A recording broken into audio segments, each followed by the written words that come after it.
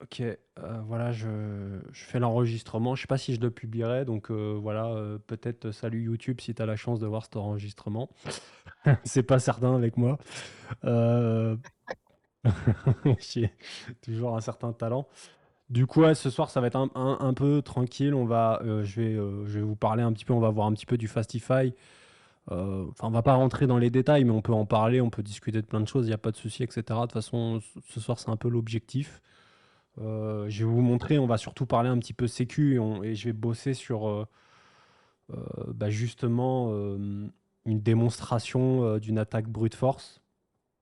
Et donc on va voir un petit peu ça, on va voir qu'est-ce que c'est, on va voir un peu comment s'en protéger, etc. Enfin, voir un petit peu comment on peut l'identifier et s'en protéger. Donc là, en tout cas, c'est un projet sur lequel je travaille. Je le disais tout à l'heure, un petit peu avant de démarrer l'enregistrement, mais c'est un truc que je travaille pour justement enregistrer des vidéos un peu plus précises où j'explique un petit peu les différents types d'attaques. Mais bon, j'essaye de construire ce qu'il me faut, ce qui est quand même pas mal de boulot. Donc là, il me manque encore des trucs et tout, donc on va voir ça justement. Enfin, je vais bosser là-dessus et on peut échanger en même temps. C'est cool, franchement bien. Voilà, voilà. Pour la partie introduction, quoi. Là, je me fais pas avoir. Je switch mes fameuses scènes sur OBS. Donc, je serai bon. Normalement, vous avez la partage. Si vous êtes sur mon VS Code, il n'y a pas de souci. Ouais, c'est Oui. bon. Ok, nickel. Yes. Je vous présente juste vite fait le projet que j'ai construit pour le moment. Vous verrez, on a un compte, etc. pour après. Euh, mais globalement, j'ai setup un projet du coup avec Fastify. Donc comment ça se présente c'est un peu, c'est un peu comme Express hein, ou n'importe quel autre framework généralement, du type Oscilloscope, sans rentrer dans des Next et des choses comme ça, mais vous allez devoir déclarer votre serveur ici. Moi, je fais tout un tas de petits trucs custom que moi j'ai l'habitude, mais qui sont pas du tout nécessaires. Mais notamment, j'active des logs parce que par défaut, les logs de Fastify, elles sont pas forcément ultra jolies. Et ils ont un package qui s'appelle Pinot Pretty qu'on peut installer et qui va rendre les trucs un peu plus jolis. Je fais un tas de trucs aussi les faites pas forcément, c'est pas nécessaire, mais moi j'ajoute mes propres logs. Enfin, en tout cas, j'ai ma propre façon de loguer, on le verra après. Je lancerai le serveur, vous verrez. Moi, j'ai des logs assez spécifiques sur mon Fastify que j'aime bien. Euh, et je vais en gros enregistrer un tas de plugins sur lesquels on va rentrer. Je vais avoir un plugin qui me sert pour ma base de données. Alors, là, c'est pas du best practice, hein, c'est du best effort. J'avais besoin d'une base de données vite fait pour que ce soit assez crédible. Donc, du coup, j'ai un Postgre qui tourne en local. Je vous montre vite fait, il n'y a rien. Désolé, le white theme. Ah, ça pique. Euh, euh, mais au moins, on verra bien. Mais en gros, j'ai une table, j'ai juste une table user dedans. Hein. J'ai rien de très particulier. C'est une table, vous voyez, la table user, elle a un ID, un email et un mot de passe pour Mail ma reçoit. démonstre. Hmm. Ouais, ça pour ma démo, ça suffira. Pareil, il n'y a pas D'accord. d'infos confident, enfin les mots de passe et tout. Là, dans ma démo, je sais pas s'il y a des hackers qui passent sur le stream, hein, il n'y a rien de, il y a rien de confidentiel ou je ne sais quoi. Hein. Tout ça, c'est justement pour la démonstration. Donc, c'est le compte qu'on avait tout à l'heure dans le README avec le mot de passe en clair que j'avais. Je l'ai conservé parce que je me suis dit, je vais l'oublier. J'ai mis un truc un peu random. Je me suis dit, je vais le zapper et ça va m'ennuyer. Mais voilà, j'ai juste un compte à l'intérieur. Peut-être qu'on en rajoutera d'autres après. On verra en fonction de nos besoins. Mais pour le moment, on va pas spécialement toucher à ça. Donc voilà, on sait juste qu'on a une base de données. Voilà, j'ai le user et le mot de passe qui sont dans le point .env parce que il y a quand même un mot de passe qui m'appartient donc je vous le montrerai pas euh, par mesure de sécurité. Donc voilà, mais ça c'est je vous le répète, hein, mesure de sécurité. Mettez pas des informations confidentielles en dur dans vos codes sources. Hein. Utilisez bien les environnements. euh, Typiquement dans la partie index, chargez avec .inf, .inf votre fichier .inf. Enfin, vous avez peut-être d'autres façons de faire après hein, qui sont propres à vous, avec des vaults ou d'autres, mais c'est plus si vous êtes en prod. Mais voilà, laissez pas des trucs en clair.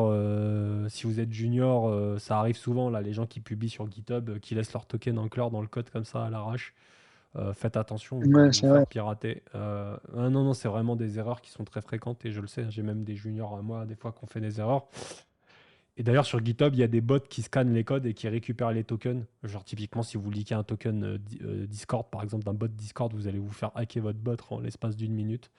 Donc Ouais, voilà, il y a des choses. t'as des trucs qui s'appellent Git Guardian aussi qui te prévient en fait si tu veux. Ouais, ouais, C'est ouais. bindé en fait sur ton compte GitHub. Et généralement, si tu fais des conneries comme ça, il te le dit tout de suite, quoi. Ouais, Mais c'est ouais, mais attends, payant et il y c'est a- un peu bête. mais il y a GitHub aussi qui a Ouais, des c'est bonnes ça. GitHub nativement a aussi des bonnes sécurités maintenant. Faut pas sous-estimer, mais ils sont capables de voir. Genre, typiquement, si tu publies euh, une secret GitHub, par exemple, ils vont le détecter. Ouais. Ils vont Ah, te, ok. ils vont. Donc en fait, ils ont quand même maintenant des protections et des avertissements qui sont cool. Mais ils font ça effectivement. Aujourd'hui, c'est nécessaire parce que comme je le disais, et ça, si vous n'êtes pas au courant, bah ouais, il y a des bots qui viennent récupérer. Moi, ça m'avait choqué hein, à l'époque. Enfin, nous, c'était pareil. C'était un junior qui avait publié un token de bot de Discord. 1 minute chrono, hein. C'est le temps que ça a pris pour qu'un script vienne récupérer le token c'est un truc automatisé hein, parce que tu sais, c'est pas humain, hein, tu vois, genre à un Bien moment sûr. donné, c'est, Ouais, c'est ouais, ouais. pas- et moi ça m'avait Hacker. surpris de ouf. Et ouais, ouais, 1 minute 30, j'ai plus le délai exact, mais c'était très court. Il a publié, on a reçu des spams sur le bot Discord. Donc moi ça m'avait choqué, je me suis dit putain il y a des bots qui scannent pour des tokens et qui ont des automatisations en fonction du token qu'ils récupèrent. Je me suis dit c'est quand même fort. Et donc bah bon, faut être un peu parano là-dessus. Et bon après de manière générale, ouais, que vous êtes junior, bah c'est aussi, on en voit encore hein, souvent des fois sur les Discord aussi, tu sais, des fois ils font pas attention, ils partagent des codes et en fait ils mettent en clair. Bon voilà, on sait jamais, hein, faut faire quand même attention aux gens qui sont potentiellement malveillants, quoi. Donc Mm. voilà, pensez tout le temps à foutre dans des points 1. Et même quand des fois vous faites un peu des projets, parce que souvent c'est peut-être le truc où on se dit ouais, je ferai ça plus tard. Puis généralement on push avant Ouais, de penser au plus tard. Et puis on se fait ouais, avoir en ouais. fait. Enfin, ça commence toujours comme ça. Donc Après, généralement, hop. faut prendre la rigueur de le faire tout le temps. Donc voilà, bon là j'ai un petit plugin Postgre. Il fait rien de spécifique. Là j'ai vraiment juste utilisé la lib PG. J'ai pas cherché compliqué. J'ai fait un nouveau client, je l'ai connecté localement. Euh, et voilà, enfin, je dis juste si Fastify s'arrête, tu me coupes bien mon client proprement, et puis c'est globalement tout. J'ai un autre plugin qui est juste là pour m'aider plus ou moins. En gros, c'est pour ajouter un système d'erreurs, enfin une customisation des erreurs sur Fastify. J'ai fait ça juste par convenience, c'est pour éviter d'avoir des trucs assez moches dans le code. Mais je vous le montrerai tout à l'heure. Du coup, j'ai une gestion d'erreur un petit peu custo comme ça, c'est un peu plus simple à gérer. Et les retours sont propres. C'est d'ailleurs une des vraies forces, d'ailleurs, je le répète souvent, mais d'ailleurs pour les gens qui font du express, etc., avec toutes les galères que c'est que de faire du async, etc. Et la gestion des erreurs aussi sur Fastify, elle est très propre et vous avez beau avoir des fonctions async, vous pouvez trop des erreurs dedans. Ça retombe automatiquement dans ma gestion d'erreurs enfin, c'est assez propre aussi. Enfin, en termes de gestion, ça l'est beaucoup plus que ce qui était possible avec Ah ouais. Express. Et c'est beaucoup plus cool sur ces trucs-là, quoi. Juste pour revenir dans mon Donc en app, fait, j'ai cliqué. Express, Ouais, vas-y. Express, du coup, en fait, on peut pas faire des customs pour les erreurs et tout ça, en fait. On peut pas customiser comme Si, ça. si, si, si, tu peux custom, mais en fait, ça va t'obliger, notamment pour les asyncs, tu es obligé de passer par un wrapper. Tu vois, tu es obligé d'avoir un wrapper qui va dire s'il y a Ouais, une erreur, ouais. tu vas devoir la Ouais, renvoyer dans ouais. le next. Enfin, parce que tu as le next et le erreur, je crois, dans Express, si je me Puis- souviens, tu vois, j'en ai plus fait depuis tellement longtemps que. Mais en gros, tu vas devoir, quand même, dans le wrapper, généralement, soit les gens utilisent une lib, mais souvent les gens le font pas ou le font à la main, ce qui est encore pire, tu vois, quand enfin, si tu t'en viens à mettre des try-catch partout, tu vois, c'est ce que je dis, c'est que ça Ouais, devient. grave. En fait, ça C'est devient ça, ouais. C'est terrible, tu vrai vois. qu'il y a beaucoup de try cash. Et du coup, mais enfin, il y a beaucoup de développeurs en réalité qui pensent pas, à forwarder ces erreurs, donc elles sont pas gérées au niveau de la gestion d'erreurs du Express. Et donc, généralement, bah, Mhm. soit elles sont juste loguées dans un try-catch, ou voilà, mais typiquement, soit les gens font des wrappers et ils le font mal. Enfin, tu vois, en gros, il y a plein de raisons que ça va mal se passer. Là où Fastify, quand même, ça se gère plutôt proprement. Tout est géré de Ok. base. Après, ça reste assez classique. Enfin, aujourd'hui, ça reste une feature assez classique Je veux dire, il n'y a que Express qui ne gère pas du coup la synchrone, qui ne le gère pas encore, quoi. Donc, sinon, sur les autres, généralement, ça existe partout, quoi. Mais c'est que ça, c'est quand même un des points qui est vachement cool, quoi. Et ils ont quand même aussi une gestion des erreurs qui est plutôt pas mal. Tu peux faire pas mal de trucs avec. Donc, et tu peux même, bah, du coup, ouais, après, tu peux customiser ta gestion des erreurs aussi de manière assez cool en fonction des routes où tu te trouves, etc. Donc, parce que dans Fastify, je vais pas rentrer là-dedans. Un jour, d'ailleurs, j'ai prévu de faire une vidéo là-dessus, mais je n'ai toujours pas avancé sur ça. Mais il y a un concept qui s'appelle l'isolation qui est très important avec les plugins dans Fastify, etc. Là où dans d'autres frameworks, tu n'as pas vraiment d'isolation. En fait, tout est un peu mélangé. Enfin, en gros, ça construit des objets avec tout à l'intérieur, tu vois, et tu n'as pas vraiment de choses qui isolent les choses les unes des autres. Alors que dans Fastify, tu as vraiment des niveaux d'isolation en fonction de ce que tu développes.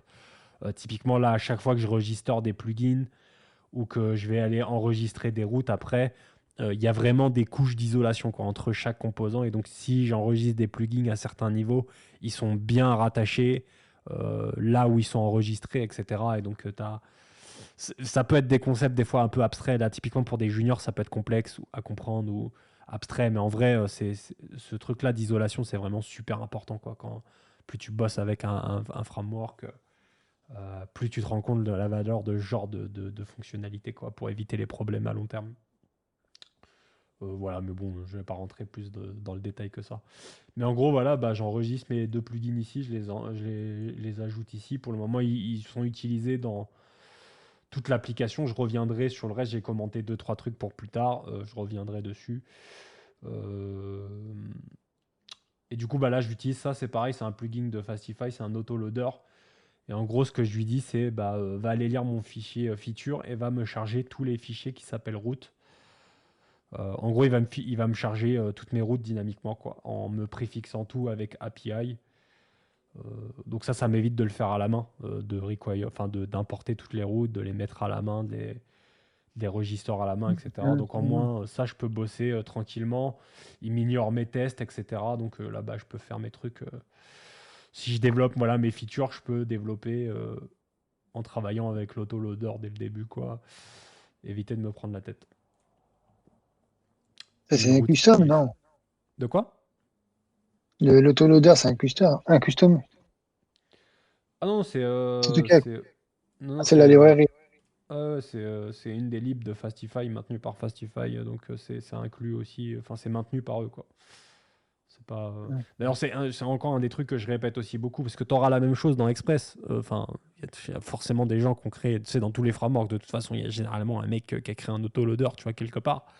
La grande différence quand même, c'est que dans Fastify, ils sont maintenus par les équipes, enfin la majorité des packages que tu vas utiliser sont maintenus au niveau de l'organisation Fastify et par des mainteneurs Fastify. Et donc si demain tu as une faille de sécurité, tu as des besoins de maintenance, quelque chose qui va mal, et bah tu as des mainteneurs qui sont actifs, qui sont des gens d'ailleurs très talentueux, enfin la plupart sont soit des contributeurs de Node.js directement, ou à minima quand même des développeurs qui font de la prod tous les jours, tu vois, en back-end, ce qui reste assez rare de nos jours, tu vois. Euh, Enfin, tu vois, minoritaire en comparaison de gens qui font du back-end, mais plus parce que bah, tu sais, ils ont 90% de front et ils ont 10% de back-end pour le reste, quoi. Donc là, tu as quand même des trucs qui sont maintenus par des gens qui sont réactifs, très compétents, etc. Et donc, ça joue beaucoup, ça fait la diff. Les gens le prennent pas trop en compte. Ça, j'en parle beaucoup aussi, le côté communautaire, etc.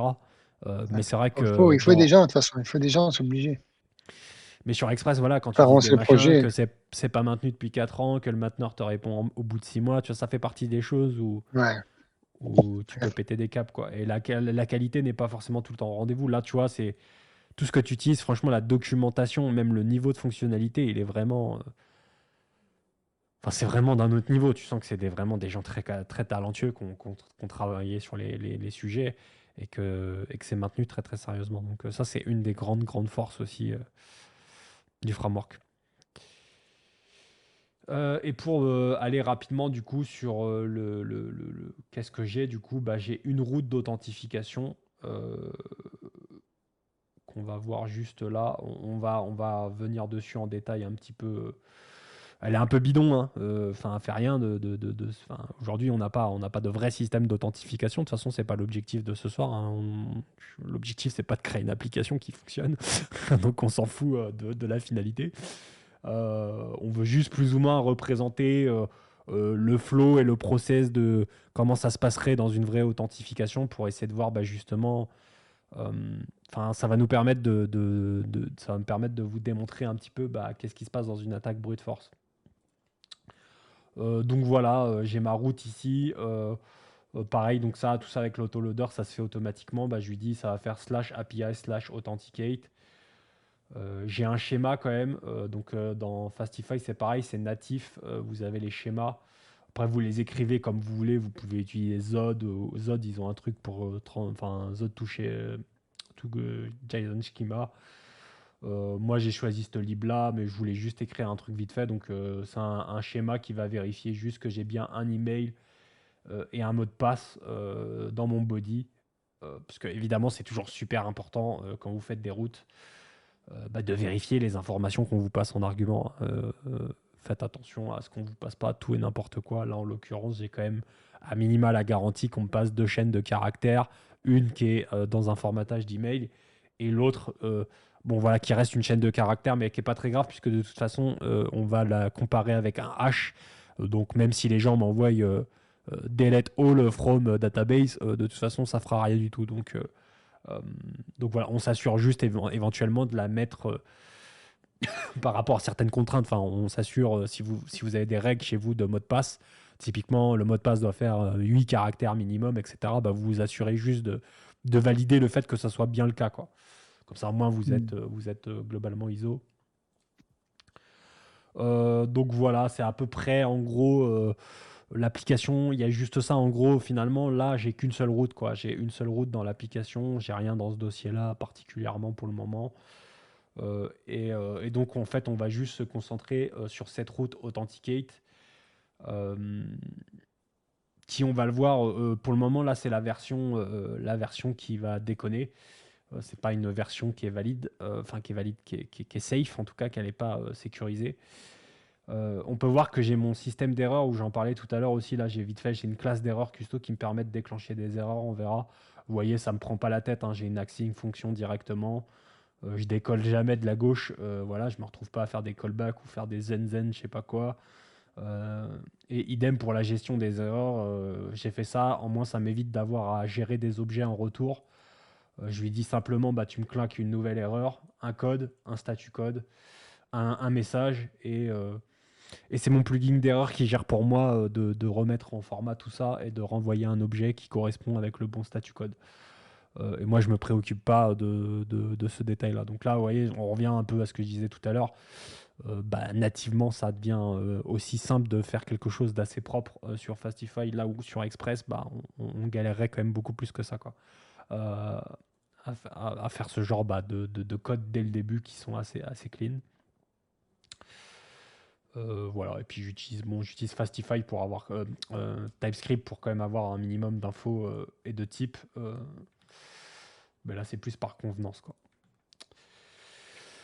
Voilà, bon, c'est déjà un sacré tour. Ouais, bah, mais au moins, si voilà, Fastify, etc., ça vous intéresse, ça peut vous donner une mini-vision, mais après, c'est pas fort. Ça, c'est pas l'objectif non plus de l'intégralité de l'objectif ce soir.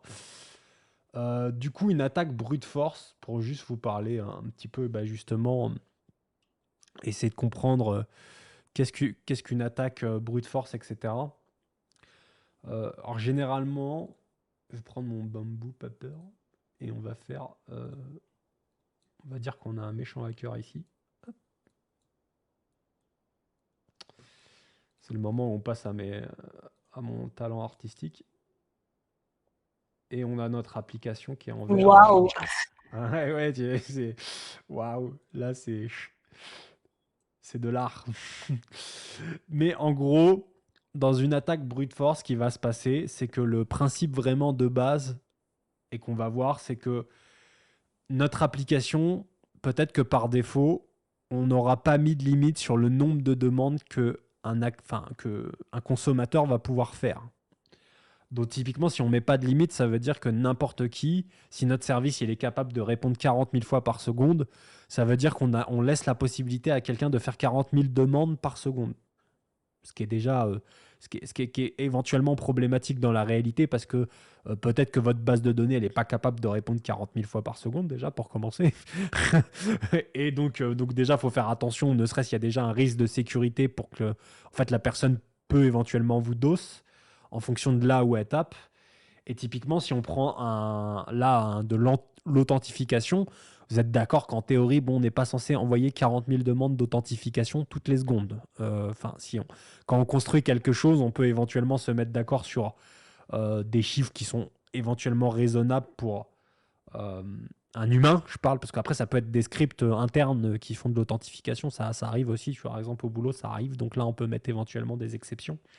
Mais de manière générale, par exemple, une authentification, ce serait rare d'avoir plus d'une vingtaine de demandes en une minute. Donc déjà, une des premières protections du brute force, c'est ne pas laisser des consommateurs faire plus de demandes que nécessaire. Parce que, pour prendre le cas de l'authentification, si vous avez un hacker qui possède, je sais pas, toute une base de données, si vous lui dites, en fait, tu peux faire ce que tu veux, vas-y, tu peux envoyer autant de demandes que tu veux, vous lui laissez quand même la possibilité de se dire, ok, bon, en fait, là, j'ai une base de données avec, je sais pas, 3 millions d'entrées, et je vais créer un script et je vais envoyer 3 millions de demandes sur leur service. Alors évidemment, il va essayer de découper ça pour que ça se fasse de manière régulière, enfin de progressif, quoi, en quelques heures, par exemple. Mais bon, si vous ne mettez pas de limitation, vous lui permettez, par exemple, de vérifier des entrées plusieurs millions d'entrées en quelques heures, ce qui est évidemment gravissime. On verra que ça peut, enfin, dans différents types d'attaques, ça peut être fatal, quoi, en fonction des erreurs que vous faites. Donc l'attaque brute force, ça va être ça. Ça va être vraiment. Moi, je suis un hacker, j'essaye de trouver des routes.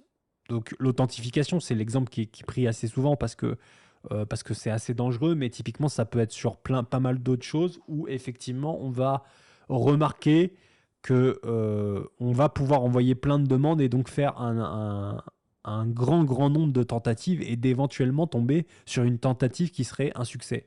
Par exemple, si on doit appeler une route avec une information qu'on n'a pas en possession, mais qu'on se dit, peut-être que cette information, on aurait moyen de la deviner aléatoirement, ou du moins on a une bonne probabilité de le faire, si il peut envoyer des demandes infinies, sa probabilité de trouver devient très grande. Donc, ça peut être... Après, voilà, il faut trouver des exemples. Comme dit, l'authentification, c'est un cas très concret, on va le voir. Mais ça peut être dans d'autres endroits d'une application où vous passez par exemple une clé secrète. Si la clé secrète elle n'est pas assez sécurisée ou que par exemple vous avez leaké de la façon dont vous la générez, que la façon que vous la générez, c'est pas sécurisé et donc ça donne une idée à la personne de comment régénérer cette clé, ce jeton. Parce que vous avez peut-être généré à tel moment, donc en fait il sait que l'ID va être fait comme ça ou qu'elle va être construite comme ça, en fait vous donnez une piste à un pirate et si vous n'avez pas de limitation, vous lui ouvrez encore plus la porte en lui permettant d'essayer des milliers, des dizaines de milliers de combinaisons aléatoires, mais qui pourront éventuellement lui faire tomber sur une valeur qui réussit. Et là, la personne a éventuellement, je ne sais pas ce qu'il a piraté, mais il aura éventuellement réussi à accéder à quelque chose et à trouver une faille de sécurité. Donc, en soi, voilà, l'attaque de brute force, c'est ça, c'est dans le nom, c'est faire des tentatives en boucle de manière brutale. Voilà, c'est d'envoyer un maximum et de récupérer un maximum d'infos. On a un autre détail dans le brute force, c'est que généralement, la réponse que vous donnez, elle peut être très significative. Typiquement, là, si mon pirate, il envoie un mauvais mot de passe sur un mauvais email, par exemple, sur l'application envers, et que l'application elle va répondre au pirate, elle lui dit bah non, ce mail n'existe pas. Le pirate, il va se poser la question, il va se dire ah, donc en fait, leur API, elle me dit ce compte n'existe pas. Et donc là, il va tenter avec plein d'emails jusqu'à un moment où l'application va lui retourner, elle va dire ah, ce compte, il existe. Enfin, ou peut-être ce sera une autre erreur. Peut-être elle va lui dire bah, le mot de passe pour le compte, il est pas bon. Et donc le mec, il se dit ah, donc si le compte, il existe, j'ai une erreur qui est différente. Et donc là, vous voyez, ça lui donne encore plus de. Enfin, ça va lui permettre en gros, d'aller plus loin dans son attaque et de dire en fonction des types de réponses, je peux en déduire des informations complémentaires et donc éventuellement me dire par exemple cet email n'existe pas, etc. Et donc typiquement, c'est ce qu'on va voir dans mon application. Ce que beaucoup vont coder par exemple, c'est donc je vais faire une autre. Donc on va voir avec donc là, j'ai mon postman avec ma route. Si je trigger, donc là, tout est bon. J'ai pas démarré mon service, ça marche moins bien. Démarre-le-moi, tac. Oui. C'est toujours, ça marche moins bien quand tu démarres pas. Hop. Et donc là, il me fait ma réponse, j'ai bien été authentifié. Donc là, c'est l'objet que j'ai là. Si s'il reconnaît pas mon compte, par exemple ici, je mets XD à la place de Sunrise, il va me renvoyer ma première erreur. Il va me dire auth invalid account. Il va me dire 404 not found. J'ai pas trouvé ton email. Donc ça, c'est la première erreur. Et il va y avoir une seconde qui dit bah en fait ton mot de passe il est pas bon. Donc là on peut modifier le mot de passe, tac, et il va dire auth invalid password. Donc là vous voyez en fait on se retrouve dans le cas, et en plus là c'est 401 unauthorized parce qu'il nous dit bah non t'es pas autorisé, ton mot de passe est pas bon. Et donc là bah, on est dans le cas où on donne déjà une information qui est cruciale. Parce que là, quelqu'un qui peut exploiter cette API, il se dit ah d'accord, donc en fait je peux savoir, je peux connaître les emails qui existent dans ce système du coup. Il me suffit si j'ai une liste, donc par exemple un pirate, parce que typiquement c'est ce ils ont des bases de données qu'on leakées de différentes entreprises avec des emails dedans, avec des mots de passe éventuellement qu'ils ont retrouvés, qu'ils ont réussi à déchiffrer, ou par X raison qu'ils ont réussi voilà, à avoir des pistes de mots de passe. Et la première chose qu'ils vont vouloir savoir, c'est bah, récupérer quels sont les emails qui existent dans ce système. Et donc, ils peuvent utiliser vos réponses. Donc, encore une fois, c'est encore pire si vous ne l'imitez pas. Donc, typiquement, une des premières sécurités qu'on va éventuellement mettre à terme, justement, c'est celle que j'ai là. C'est un rate limit. Ça, c'est une première couche de sécurité pour limiter les dégâts. Par exemple, là, on va te dire, bah, c'est un service d'authentification, par exemple, donc j'autorise un maximum de 20 demandes toutes les minutes. Donc là, déjà, quand même, je renforce un petit peu le fait que bah, éventuellement, ça va casser les burnes à un pirate, parce que si avant, il pouvait en faire 4000 par seconde, et que là, vous lui en autorisez 20 par minute, bah, ça lui casse déjà ses plans. Parce que bon, s'il lui faut plusieurs jours, voire plusieurs semaines pour tout récupérer, bah déjà, il est un peu emmerdé, le gars. Donc, déjà, c'est une première couche de sécurité. Déjà, vous ajoutez de la pénibilité pour la personne qui va tenter de récupérer massivement des informations. Mais évidemment, ça sera de toute façon pas suffisant. Parce que si vous avez déjà ce problème-là, bah, ça peut être des personnes qui recherchent spécifiquement pour des comptes, qui disent bah, moi j'ai un compte où le mode, a leaké, j'aimerais bien savoir est-ce qu'il est dans ce système parce qu'il a peut-être une information, il voit que la personne travaille pour la société dans laquelle le compte a leaké, donc il se dit bah, le compte il est forcément là, il teste et il trouve bien le compte. Et donc là, typiquement, s'il a une liste de mots de passe qui a leaké à côté, bah, ce qu'il va tenter probablement de faire, c'est de prendre le mot de passe, le mail, et de tenter les mots de passe de la personne, tout simplement, et de voir est-ce qu'il y en a un qui correspond. Et donc vous voyez, c'est très rapidement, ça peut emmener à une situation qui est assez qui est assez délicate. Et du coup, pour gérer ça, en fait, en théorie, qu'est-ce qu'on est censé faire dans ce contexte-là? Euh, En théorie, on ferait plutôt, en fait, on ferait une erreur qui est assez unifiée. On ferait peut-être genre une able haute ou je sais pas. Enfin après, voilà, j'ai pas d'inspi de code ultra propre là, mais euh, on ferait exactement la même réponse pour les deux. En gros, on lui dirait un truc comme invalide email or password. En gros, on ne donne aucune information. Ça peut être contre-intuitif pour certains qui se disent mais ouais, mais du coup, comment on sait? Mais en fait, vous ne devez pas savoir. On ne doit jamais donner la raison d'une non-authentification. C'est-à-dire qu'on doit tout le temps dire l'authentification a échoué. Après, voilà, peut-être que email ou mot de passe invalide, mais on te donne pas. Tu peux pas savoir. C'est à toi de savoir. Nous, on ne sait pas si c'est ton mail, ton mot de passe. C'est à toi d'être certain déjà de ton mail, forcément. Enfin, si tu n'es pas certain de ton mail, déjà, il y a un problème. Et de ton mot de passe, c'est la même chose. Et si tu as oublié, bah, tu passes par la case mise à jour de ton mot de passe via les systèmes adéquats. Euh, mais on ne retourne pas, du coup, on ne retourne pas une granularité d'erreur où on va donner beaucoup trop d'informations, quoi. Donc ça, c'est une des premières erreurs qui peut être vraiment fatale parce que là, déjà, dans ce contexte-là, la personne ne peut pas récupérer de liste d'emails. Elle ne peut pas savoir les comptes qui existent dans votre application. Donc là, voilà, n'importe ce que je fais, je modifie le mail ou non, j'ai toujours la même erreur. Le même statut code, la même erreur.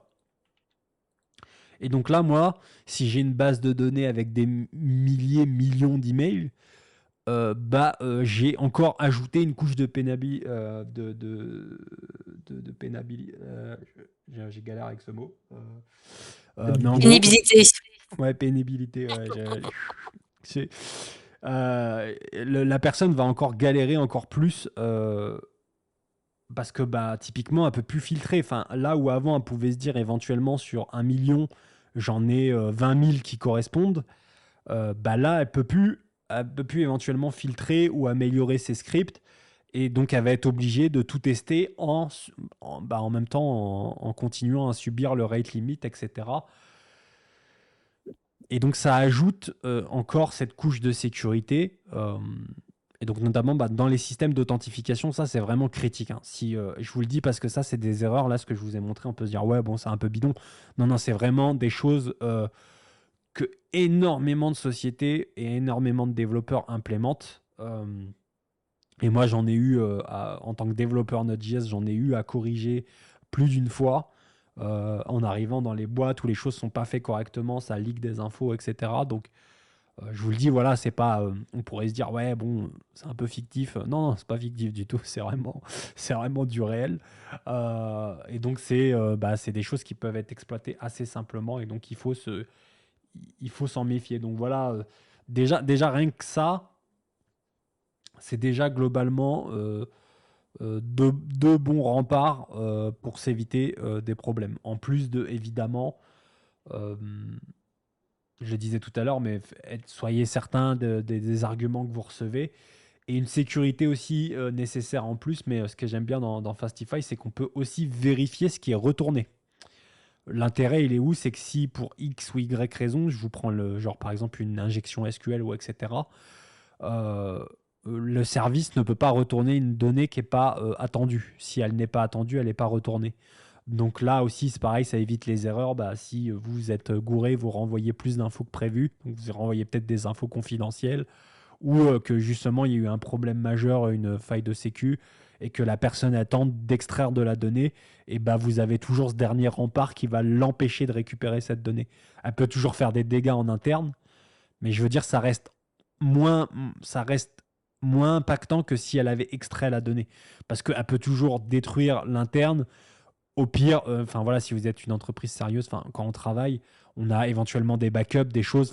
On a toujours moyen de s'en sortir. Voilà, ça reste quand même ultra problématique. Ça serait une attaque critique. Mais si la personne n'a pas extrait de données, vous voyez, c'est tout de suite, parce que extraire de la donnée, bah, malheureusement, c'est un impact, ça coûte cher en image de marque, ça peut tuer une boîte de perdre de la donnée comme ça. Donc là, c'est beaucoup plus grave. Donc voilà, faire attention, ça aussi, ça peut amener beaucoup de sécurité. Un autre détail sur lequel on peut bosser, je vais faire un exemple très rapidement, mais on peut utiliser en gros, on pourrait se dire, et ça, bon là je vais le faire vite fait, mais en vrai dans les faits, il faudrait travailler ça de manière beaucoup plus sérieuse et pas à l'arrache. Mais on pourrait se dire aussi qu'on va mettre un système de verrou. Typiquement, si quelqu'un fait plus de 4 ou 5 tentatives avec un compte, on va verrouiller l'accès pour le mail en question. Alors on verrouille pas l'IP parce qu'on n'a pas de garantie que la personne nous fait des demandes avec 100 machines différentes. Enfin, je veux dire, verrouiller l'IP, ça sert à rien concrètement. Il faut verrouiller le compte en fait pour le protéger. Donc dans un vrai système, généralement c'est ce que font beaucoup de services. Si vous essayez à trop de reprises de vous connecter, ça va verrouiller votre compte, vous envoyez un mail, votre compte a été verrouillé, des tentatives d'accès infructueuses ont eu lieu. Est-ce que c'est bien vous? Confirmez, éventuellement avec un lien, etc. De manière plus ou moins avancée, vous voyez, vous avez des trucs genre Google est vachement fort, genre des fois il te fait des pop-up en mode ouais, il y a un mec de l'autre bout du monde, il a essayé d'accéder à ton PC, c'est trop chelou. Genre, le mec, il est en Australie, je me doute que c'est pas toi.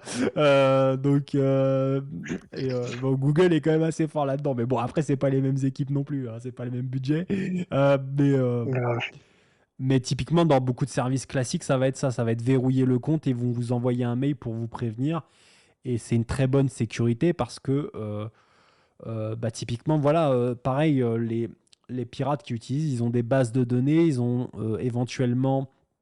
En fait, ce qu'ils vont faire, c'est s'ils ont des mots de passe par défaut qu'ils ont trouvés dans d'autres attaques, ils vont les essayer, mais ils vont aussi, vous en êtes... Enfin, voilà, vous le savez peut-être, ils vont tenter les mots de passe qui sont débiles. Ils vont tester 000, ils vont tester les combinaisons de mots de passe que les gens utilisent de manière régulière. En fonction des règles de sécu, etc. C'est-à-dire que même les gens ont une tendance à mettre les mêmes mots de passe, à même les mêmes patterns de mots de passe. Et donc potentiellement, voilà, les pirates, ils ont aussi des outils qui permettent d'avoir des listes de mots de passe qui sont potentiellement vos mots de passe à vous, quoi. Et donc un système de verrou après 5 tentatives, c'est pas mal. Et encore une fois, on va le voir, dans ce système de verrou, on ne prévient pas l'utilisateur non plus. On ne va pas lui dire au moment où il se connecte, ton compte, il est verrouillé. Bah non. Justement, on va lui dire non, l'authentification a échoué. Pourquoi? Parce qu'en moins, le pirate qui essaye, il ne le sait pas, lui, qu'il a verrouillé votre compte.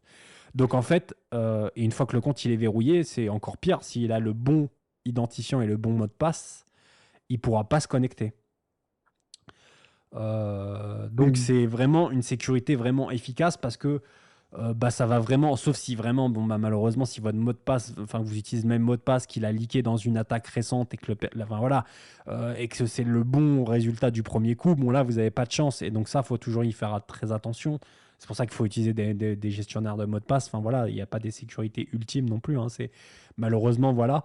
Mais en tout cas, ça évitera aussi dans un système, ça peut éviter justement ce truc-là où en partie les gens utilisent des mots de passe qui sont trop simples ou d'autres personnes qui sont proches d'eux peuvent deviner en faisant beaucoup de tentatives. Parce que vous avez ça aussi. Voilà, faut penser, les gens qui sont proches de vous, on sait qu'il a mis en mot de passe la date de naissance de sa mère ou de son père, ou vous voyez les trucs. Les gens, en fait, j'ai souvent des patterns qui sont assez réguliers. donc voilà, c'est aussi des choses qui peuvent amener à ce genre de situation. Donc c'est une sécurité en plus, même si évidemment elle n'est pas infaillible à 4000%. Elle pourrait être combinée après avec un tas d'autres principes pour éviter justement aussi ce type d'attaque, quoi. Mais typiquement, si du coup là, si on veut implémenter ça, du coup je me suis installé Redis parce qu'on va avoir besoin de Redis. Tac. Alors pourquoi Redis? Bon, là on pourrait le faire en mémoire, en vrai, on serait pas obligé d'utiliser Redis, mais Redis, bah, si vous avez plusieurs instances en production, mettre en commun les informations entre les instances, ce sera nécessaire.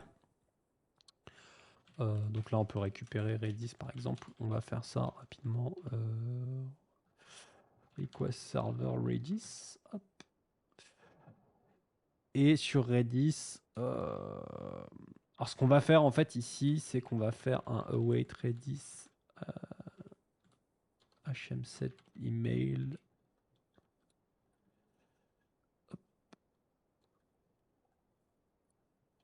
Un pexpire email. Et on va mettre 30 secondes. Donc là, ce que je fais, c'est qu'en gros, je set une clé dans mon Redis, qui est la clé, c'est email, c'est l'email de l'utilisateur en fait. Et je vais mettre un objet avec un nombre de tentatives ratées, donc failure égale 1 ici. Et je lui dis simplement la clé, elle expire au bout de 30 secondes.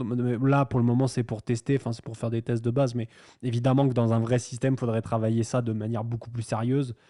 Euh, Notamment les temps d'expiration, peut-être faire plus il y a de tentatives, plus le temps verrouillé sera long, etc. Parce que là, évidemment, si vous verrouillez un compte, il faut quand même s'assurer qu'il soit déverrouillé automatiquement, éventuellement après. Enfin, ça dépend de ce que vous voulez faire, typiquement. Parce que ça peut être vraiment des mécaniques comme ça. Si un grand nombre de tentatives, vous verrouillez quelques minutes, après, il est déverrouillé automatiquement. Enfin, il y a vraiment beaucoup de choses qui sont possibles.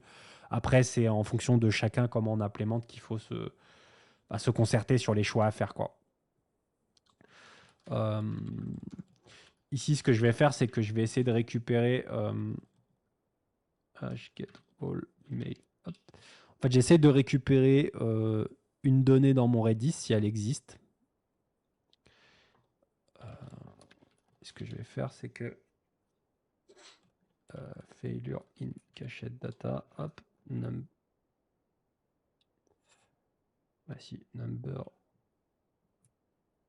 failure ou 0. Voilà. Tac.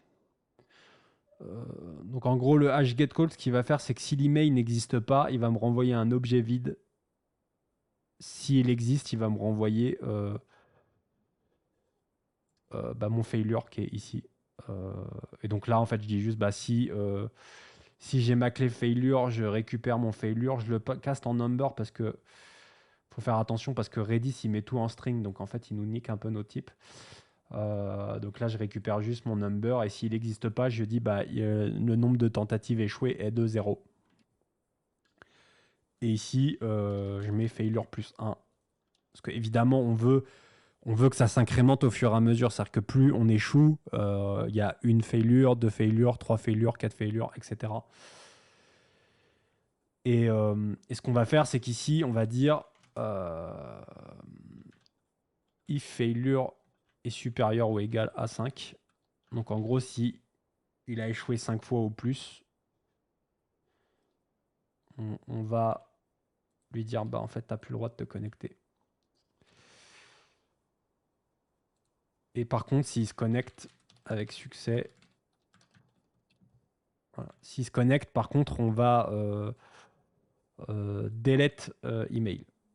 Parce que évidemment, s'il a échoué 3 fois et qu'il se connecte, il faut penser à aussi virer éventuellement l'information du cache. Parce que s'il se redéconnecte, par exemple, et qu'il rééchoue, on pourrait verrouiller son compte. Donc, il faut remettre à jour le cache. Bon, là, encore une fois, ça fait un peu à l'arrache. Mais voilà, dans un vrai code, il faudrait probablement faire des classes, faire des services avec des choses pour gérer tout ça, bien les tester et bien évidemment pas faire un code qui fait 100 lignes pour faire tout ça, évidemment. Faudrait, et ne pas recopier. C'est pareil, je recopie 3 fois l'erreur en la copiant-collant parce que j'ai pas que ça à faire que refaire des abstractions propres. Mais il faudrait réabstraire un petit peu les erreurs pour quand même ne pas avoir à recopier 3 fois la même erreur. Il faudrait la déclarer en amont quelque part et pouvoir la réutiliser avec un nom unique, ce qui nous permettrait de la modifier quand on développe, de pouvoir travailler proprement, quoi. Et donc normalement, avec ce système-là, on va quand même loguer notre failure du coup dans les logs pour la voir. Là, avec request serveur log info failure count. Hop.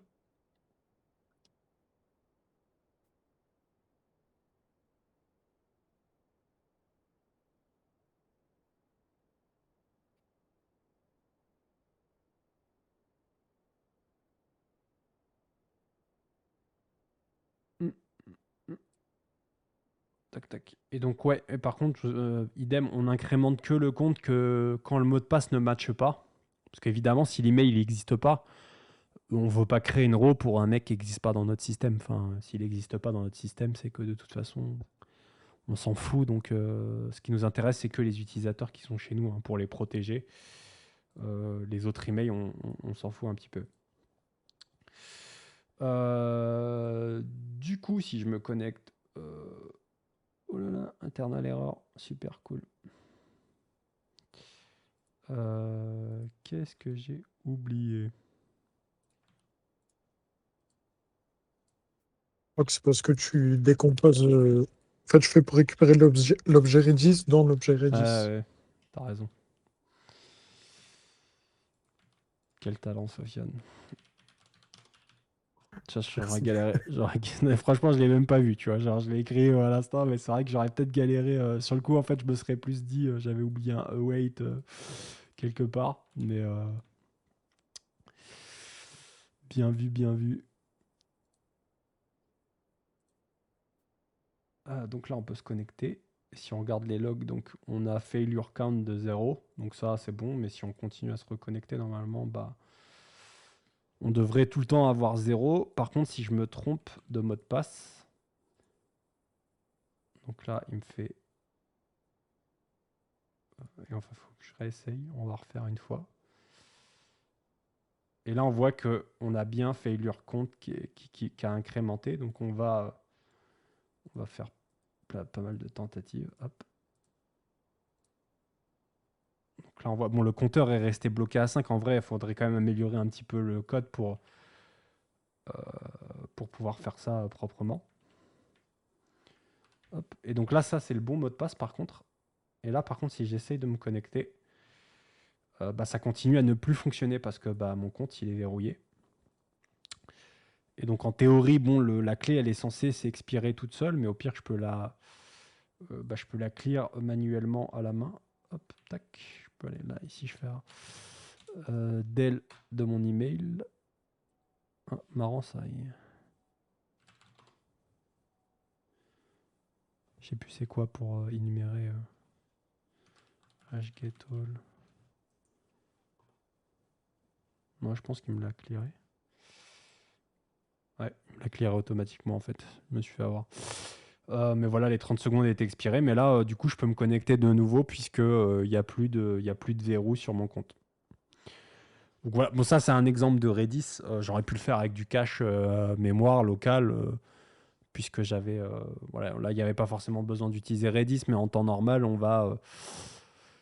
peut implémenter ça, du coup, avec Redis pour sécuriser encore plus la chose, quoi.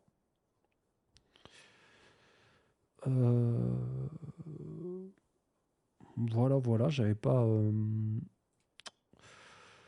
Pour la partie un petit peu, si vous avez des questions là-dessus, enfin, je sais pas si vous avez des questions par rapport un petit peu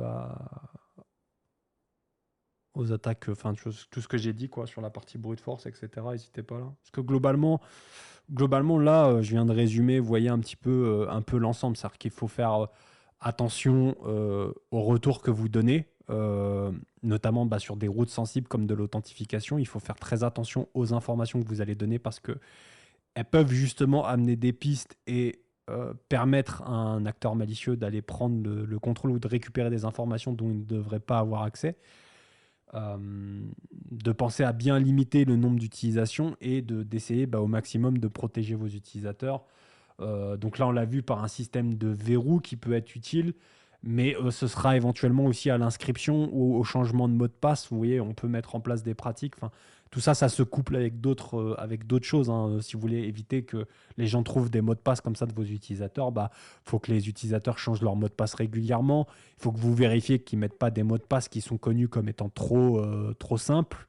Évidemment, donc il vous faut aussi une politique de mot de passe qui soit sérieuse.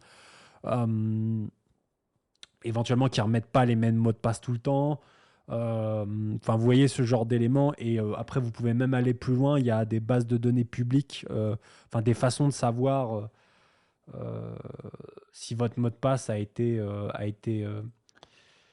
piraté. Vous savez, je ne sais pas si vous connaissez, ça s'appelle, je crois que c'est Have been pwned, voilà. Vous avez ce truc-là, vous pouvez rentrer votre email dedans et vous êtes au courant. Mais ça, il y a des API qui existent et des choses qui peuvent être exploitées. Euh, donc, c'est éventuellement quelque chose que vous pouvez mettre en place pour dire la personne, si par exemple elle a été, enfin, elle est recensée dans une récente attaque, bah, vous pouvez lui dire attention. Et peut-être que vous avez déjà remarqué, mais Google vous le dit, ou aujourd'hui vous avez remarqué que beaucoup de providers vont commencer à vous le dire, vont vous dire ah bah votre mot de passe a été détecté dans une récente attaque. Enfin, en tout cas, où un mot de passe sur tel compte a été détecté dans une récente attaque et potentiellement est connu, quoi, d'acteurs malicieux. Donc, pensez à le changer, quoi. Enfin, pensez à modifier ce mot de passe et ce compte. Et pensez à activer le two-factor aussi, quasiment partout sur vos comptes sensibles. C'est pour des questions de survie, je vous le dis aussi. C'est super important. Mais voilà, donc vous pouvez combiner avec des éléments comme ça. Et là, bah, pour l'authentification, bah, ça vous donnera quelque chose qui est déjà quand même relativement plus solide que ce que les gens ont une tendance à construire. Où justement, bah, vous allez avoir justement toutes ces petites couches de choses qui peuvent être exploitées, quoi. Donc ça peut donner bah, justement un peu... Parce que quand on commence, on ne se rend pas compte en fait de tout ça. Enfin, on se dit, ouais, mon code là tout de suite, il est sécurisé. Enfin, je veux dire, il donne rien. Et en fait, on ne se rend pas compte de toutes les infos qu'on donne sans faire attention, quoi. Et donc c'est toujours super cool bah, d'étudier un petit peu aussi comment des pirates utilisent tout ça, quoi.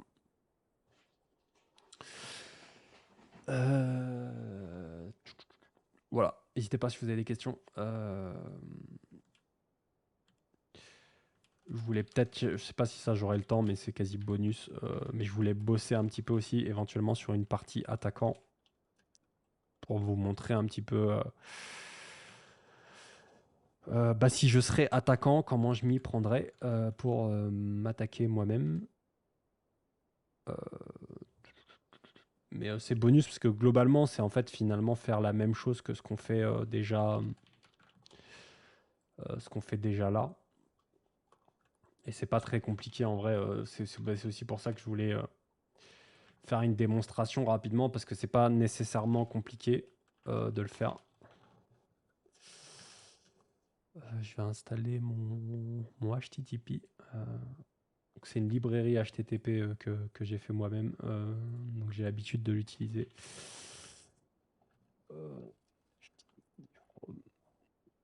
Tac. Donc typiquement, on pourrait faire un HTTP post. Hop.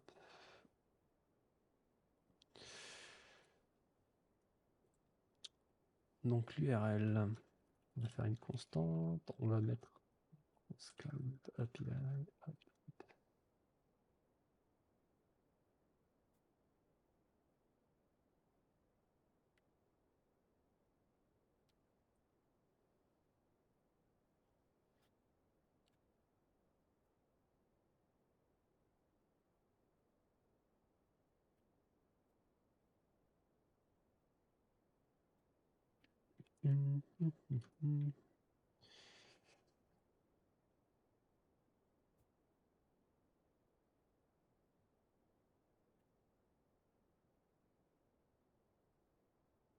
Je redécouvre ma lib en même temps.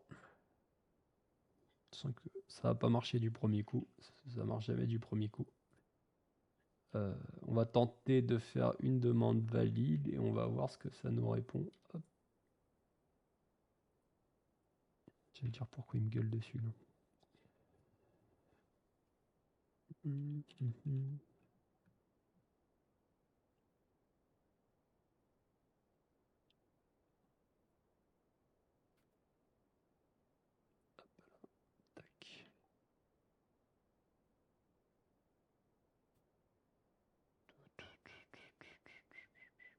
Oui, c'est pareil. Hein, si on démarre pas le serveur, ça marche toujours moins bien.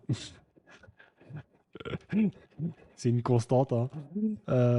Tac. Hop.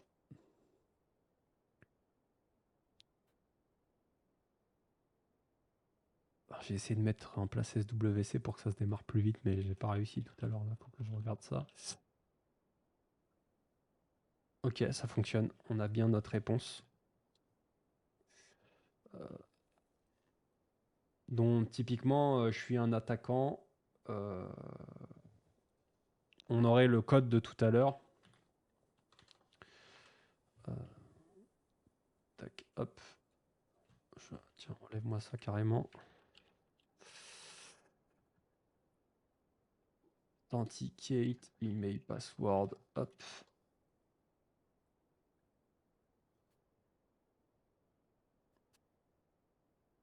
On aurait eu le code de tout à l'heure, en fait j'aurais pu exploiter le statut code en fait et ses différentes informations. Parce que la data on s'en fout un petit peu. Tout à l'heure on avait vu que dans le code qu'on avait fait qui était sensible aux data, qu'on avait différents types de retours et notamment des statu codes qui étaient différents. Et notamment, si l'email n'existait pas, ça renvoyait 404. Et si par contre elle existait, ça renvoyait 401. Et donc typiquement, là on peut faire un code qui dit return statut code égal, je sais pas, 401.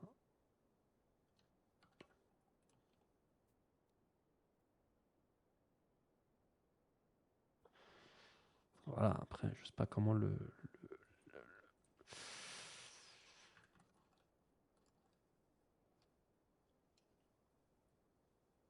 Hop.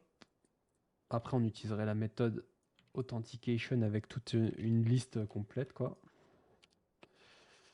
On va faire genre, par exemple, tiens, on va s'en faire une const account.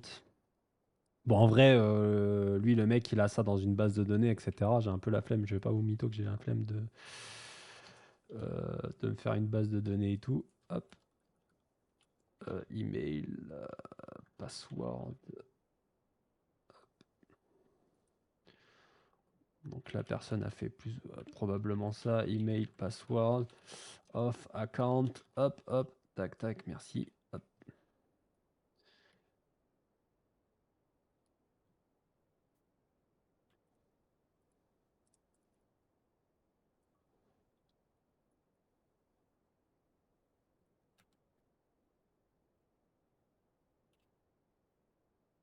Pareil, hein, c'est pas le meilleur code ever.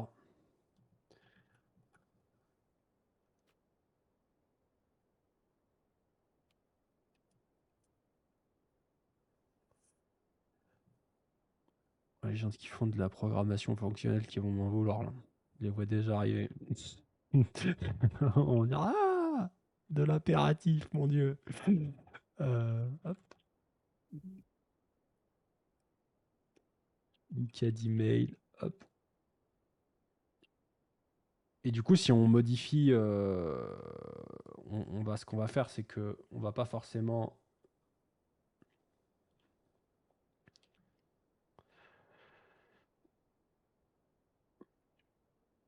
Mais si j'ai besoin de réécrire, on va enlever tout ce qu'on avait fait un petit peu. Hop.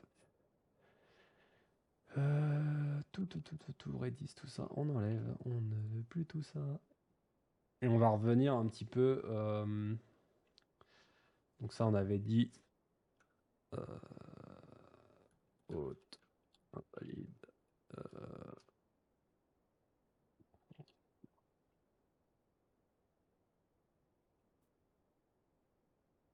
Peut-être même simplifier. Haute.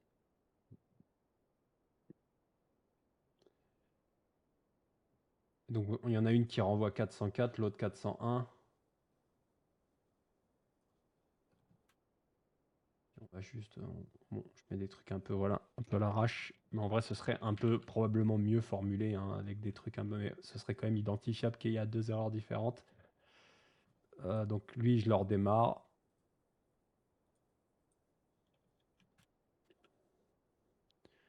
Tam, tam, tam, tam.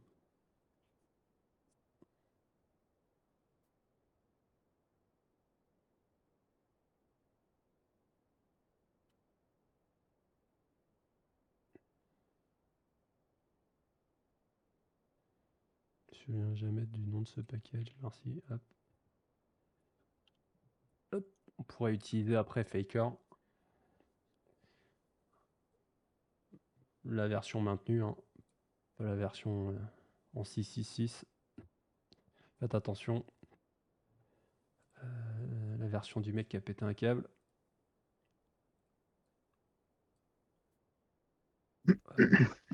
Tac. Du coup, ouais, si on a détecté ça, ok, on enlève ça. On a juste, par contre, ouais, email, mot de passe. Hop, on envoie simplement nos infos. Hop. Vous voyez, hein, ça serait moi le pirate, j'irai vite, hein. Vous me donnez une base de données et je vous crafte ça en 10 minutes. En vrai, je limite si je passerais pas plus. Là, je passe plus de temps en fait à me construire un jeu de données qu'autre chose. Mais du coup, bah, si on exécute, est-ce qu'on devrait être bon là? On devrait retrouver notre email. Non, il n'a pas détecté. Ah, parce que on est bête là, c'est parce que c'est bon. Tac.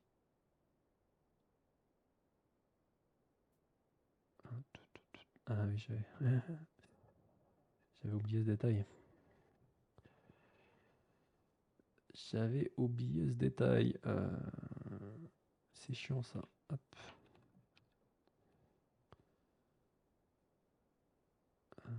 En vrai, ça, je m'en fous complètement. Try. Catch. Error.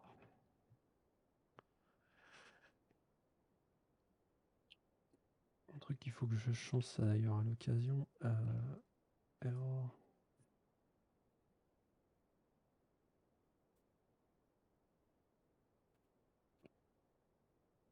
Ah.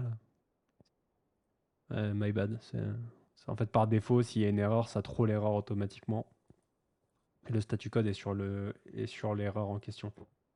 Donc voilà, donc typiquement, si j'ai des comptes. Alors d'ailleurs, mais en vrai, j'allais dire. Si ça réussit, du coup, comme tout à l'heure.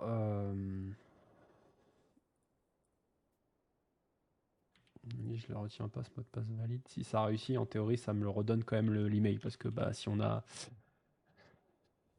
Faudrait qu'on améliore. En vrai, faudrait qu'on améliore un petit peu le retour parce que on aimerait savoir, on aimerait distinguer le fait de est-ce qu'on a trouvé l'email dans le système ou est-ce qu'on a carrément réussi à s'authentifier du coup avec le couple email mot de passe. Mais en ignorant le fait qu'on arrive à s'authentifier, qui serait un cas que probablement le pirate essaierait avec des tentatives voilà, d'aller récupérer les différents trucs. Et donc là, donc ouais, on a vu que ça fonctionnait et on va voir justement un petit peu à quel point ça peut être. Ah ouais, oui, je me fais avoir aussi là sur ça. Parce que j'ai mon JSON schema qui m'a. Vous voyez, il me l'a pas retourné parce que c'est mon. Le JSON schema, il attend un mot de passe de 8 caractères minimum. Là, je suis vif pour l'avoir vu celui-là parce que je me suis déjà fait avoir tout à l'heure. En faisant mes préparations, je me suis fait avoir. Donc, faker, tac. For let i égale 0, i inférieur à 1000.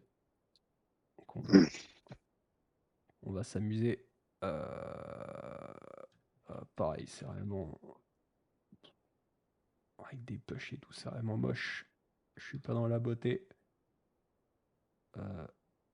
C'est là où on voit les gens. Si vous, si vous vous souvenez d'où est l'email dans Faker. Putain, dans quoi ils ont mis ça encore? Euh,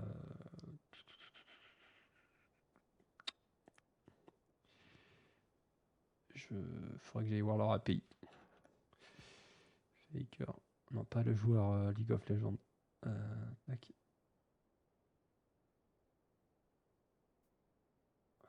Ils ont une doc, il me semble, là, maintenant.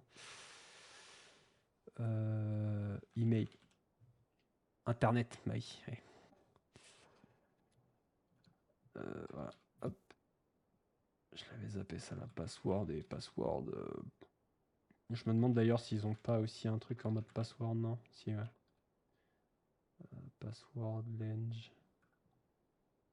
On n'avait pas de vérification de caractère ni rien. Bon, ça, tu vois, faudrait potentiellement faire attention, mais là, on s'en fout. Hop, tac. Donc, on se génère. Bon, j'aurais pu faire ça avec un map. On génère un tas de fake accounts. Et là, en théorie, bon, si je lance, enfin, je risque d'avoir des erreurs si c'est OK.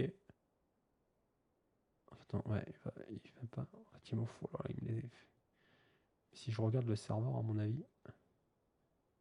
Ouais, on s'est fait.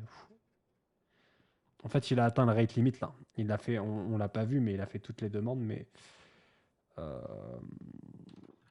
typiquement, on pourrait le voir si je ferais console log error. On pourrait même faire error to string. Tac, hop. Ça fonctionnerait peut-être. Tac. On s'est fait déglingos là par. Ouais. Carrément.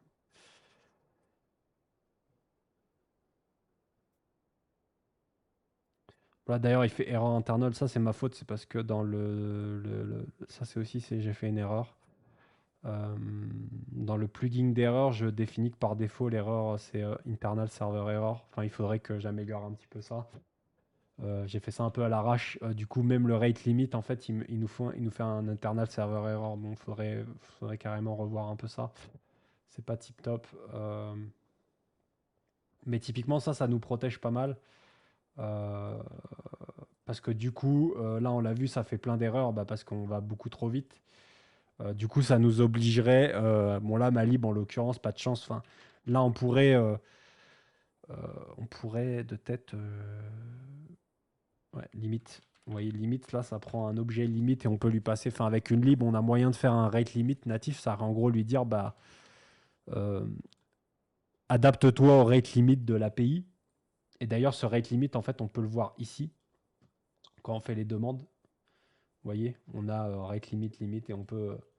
Si je spam, bam, vous voyez, on a le nombre de demandes disponibles et on me dit ça va reset dans combien de secondes. Donc ça, c'est ce que va utiliser le système de rate limit. Il va exploiter ces headers pour... un attaquant peut quand même s'adapter à vos rate limit. Hein. Croyez pas que c'est compliqué. Je veux dire, si c'est quelqu'un de technique, il va s'adapter à votre rate limit très rapidement. Mais bon, ça va quand même le pénibiliser. J'ai vraiment trop de mal avec ce mot, c'est un truc de dingue. Et là, ça va réduire. Et quand on va arriver... vas-y. Cliquer comme un mongol. Hop. J'aurais dû mettre moins. Tac. Et il m'a pas. Si, body. Hop. Et bon, là, il tombe en internal, ça sent erreur du coup. Et si on attend un petit peu le fin du délai, il va revenir en succès dès qu'on sera de nouveau autorisé. Voilà, bam, on est de nouveau autorisé avec le rate limit et bam, on a de nouveau accès. Donc voilà, c'est. Bon, faudrait que je rentre plus loin. J'aurais bien aimé avoir une base de données un peu plus concrète sur la partie attaquant, mais ça va être un peu relou à crafter. Et c'est pas forcément nécessaire là. Mais voilà, c'est à peu près tout pour ce soir. Et donc c'est globalement, vous voyez, c'est quand même assez simple. Moi, je voulais juste montrer quand même que très rapidement, vous voyez, si vous êtes un attaquant, faut pas bac plus 10. Hein. Il suffit d'avoir retrouvé une base de données. Puis vous savez que ça traîne sur Internet un peu partout. Hein. C'est pas sur le darknet, les mecs ils s'en procurent facilement. Mais créer le script derrière pour aller taper une API, s'adapter à l'API, il suffit d'être un peu, voilà, d'avoir un peu de jugeote et ça se fait très facilement. On comprend aussi pourquoi il y a même des gamins de 14 ans hein, qui vous piratent des grosses entreprises parce que faut juste avoir un petit peu de réflexion et se démerder un petit peu. Bon là, moi, j'ai l'habitude d'utiliser un tas de libs, etc. Mais ma gamin de 14 ans, il va sur Internet faire une requête HTTP avec Axios. Enfin, il va se démerder en fait. Hein. Il va comprendre les choses au fur et à mesure. Donc, c'est vraiment pas du tout compliqué. À l'inverse de le travail et les efforts que ça demande de défendre, attaquer, c'est pas compliqué, malheureusement. Donc voilà. Des sujets particuliers, vous vouliez peut-être rediscuter sur les sujets un peu, n'hésitez pas si vous avez des questions. Rien de mon côté, perso. Ça va, je te interro demain, hein, Sofiane, du coup. Ouais, t'inquiète. Aïe.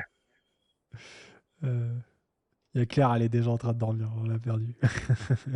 Non, non, pas du tout. C'est que d'habitude, je pose beaucoup de questions, mais comme là, je connais moins, je la ramène moins. J'écoute juste. Ouais, ok. Bah, c'est vrai, bon, après, c'est des sujets. D'ailleurs, si vous êtes junior et que vous regardez la vidéo, en fait, c'est des sujets où il faut se former. Enfin, j'allais dire malheureusement, mais en tant que Heureusement. oui, voilà, Bien, en tant que super développeur, intéressant. la sécurité, c'est super important. Et en fait, il faut être sensible déjà. Parce qu'en fait, c'est pas tant le fait déjà d'aller corriger et d'aller sécuriser, c'est déjà le fait d'être sensible à ces sujets-là, de s'intéresser justement. Si vous faites du back-end, mais en front, ça va être la même chose. Hein. En front, vous allez avoir aussi éventuellement les failles XSS. Enfin, vous allez avoir un tas de choses où le CORS, les cross origin, etc., où il faut se former un petit peu. Mais voilà, en back, vraiment des trucs qui est important, c'est de s'intéresser aux différents types d'attaques qui sont possibles. Moi, dans mon e-book ou à travers les vidéos, justement, là, c'est ce que j'essaye de préparer, de travailler, de donner ces attaques-là parce que les gens ont tendance à croire qu'ils sont jamais concernés, mais en tant que développeur, on est tout le temps responsable. Hein. Aujourd'hui, c'est le truc qui ressort et dans 10 ans, ce sera vraiment critique et ceux qui ont des vraies compétences en sécurité vont être mis en avant en comparaison de leurs collègues. Être au courant des failles de sécurité avec l'impact que l'impact que ça a déjà aujourd'hui évidemment, mais dans 10 ans ce sera encore pire parce que dans 10 ans les outils seront encore plus automatisés, il y aura encore, vous voyez, ça ira encore plus loin. Du côté attaquant, ce sera encore beaucoup plus simple. Ils inventent des choses qui sont toujours plus dingues les unes que les autres, donc forcément. L'ordinateur quantum. Ça va être encore plus puissant. Exactement. Puissance de calcul infinie. Non mais c'est En une seconde, il va décrypter le monde.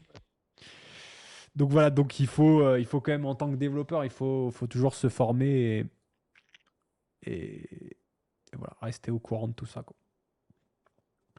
Je vais couper l'enregistrement du coup. Adieu YouTube. Et je crois que c'est bon, tu vas avoir le droit à cet enregistrement existe bel et bien.